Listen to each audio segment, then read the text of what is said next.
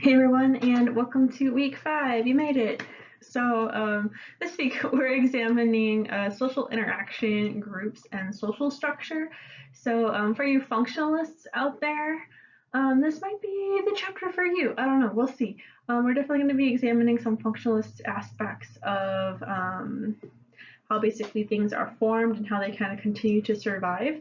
But there are conflict theory people and our interactionists, as you can kind of see, we're still going to be examining some of that as well.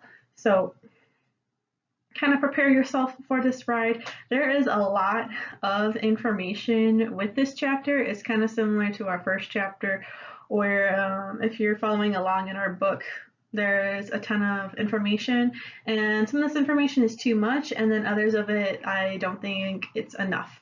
I'll kind of delve off into different areas and things like that, depending on how I feel, what I'm kind of feeling like as we go throughout. So just a fair bit of warning right there.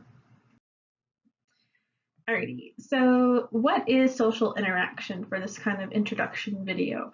Well, basically it's the ability to respond to one another.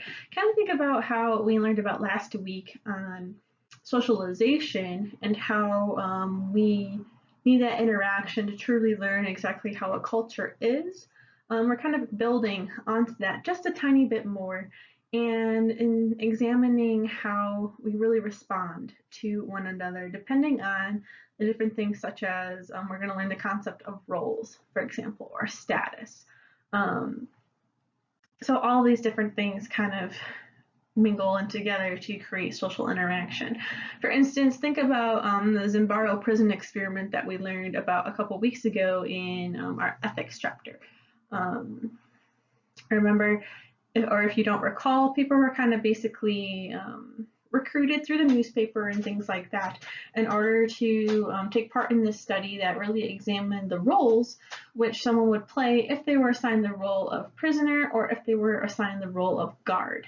Unfortunately, the study was supposed to kind of continue for about 2 weeks, but they didn't really even make it that far. They only made it 6 days.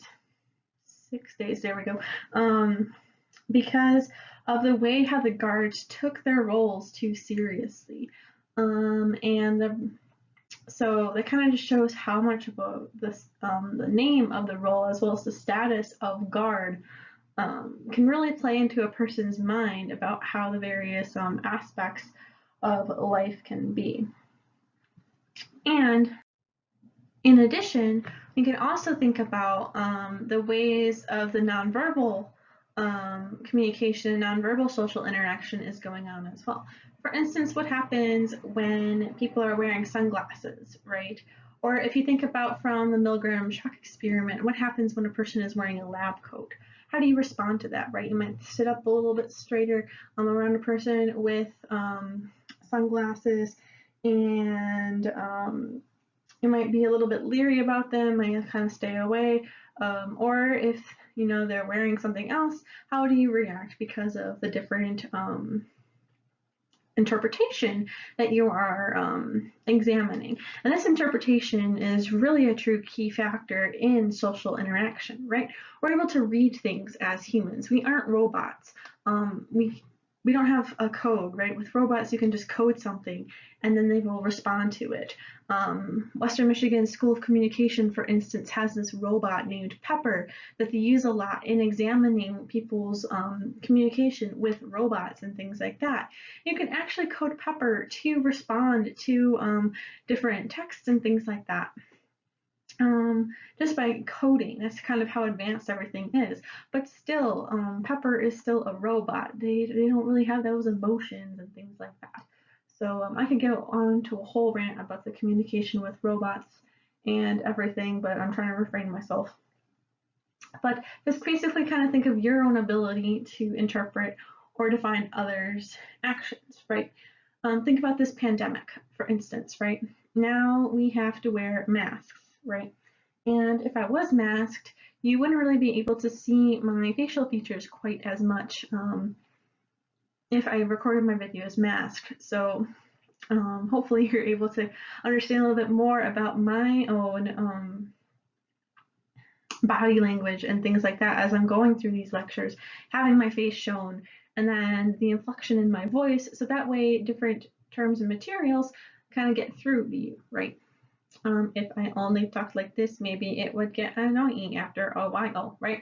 Like that's kind of your typical robot speak. Or even think about the TikTok voice, right? I find that auto voice very, very annoying. I don't even use TikTok and I find it just grinds my gears. So just kind of think about those different ways as you examine your lives this week or just how you've been living your life, and how you're able to interpret things. And this kind of leads into one of our really important aspects that we're examining this week, which is social structure. So basically, that's how society is organized in predictable relationships, okay? That's basically what social structure is. How is society organized, and what are these relationships that are within this organization? Now, of course, hopefully you know by now, with sociology, things aren't quite that simple, right?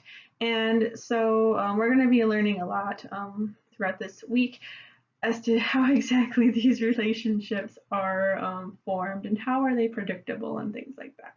But kind of a key aspect of this social structure is the formation of what's known as the social reality. And this is a term by Berger and Luckman.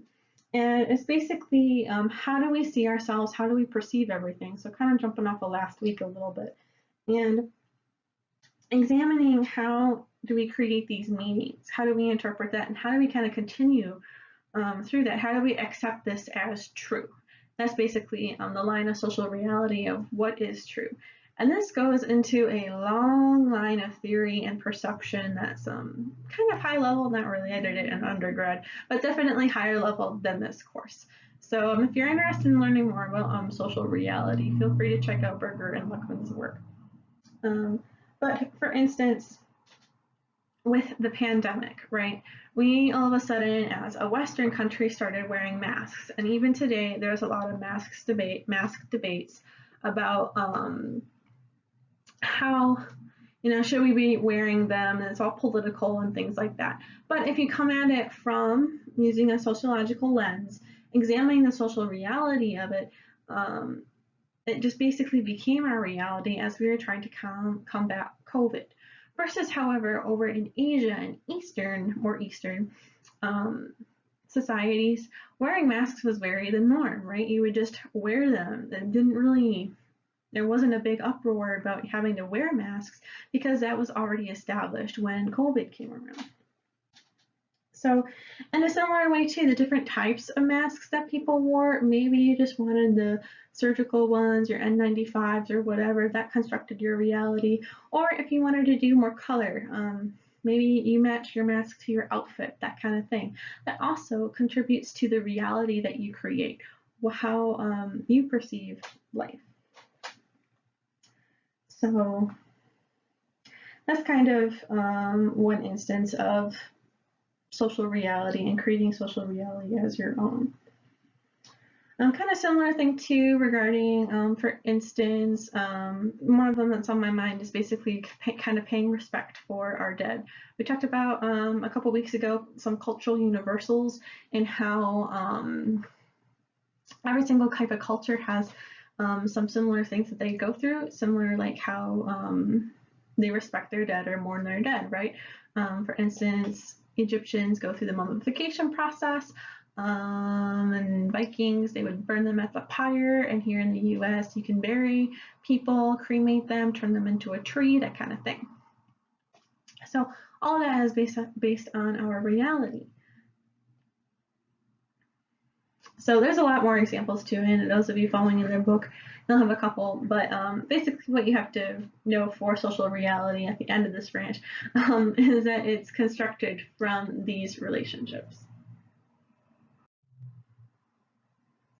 And the structure of society is basically put up into these 5 areas. So again, it's kind of doop, doop, doop, doop, doop. We're going to be examining each of these in a little bit more detail throughout our time together. So kind of buckle up for that, and we'll be examining some of these in the next video, so I'll see you then.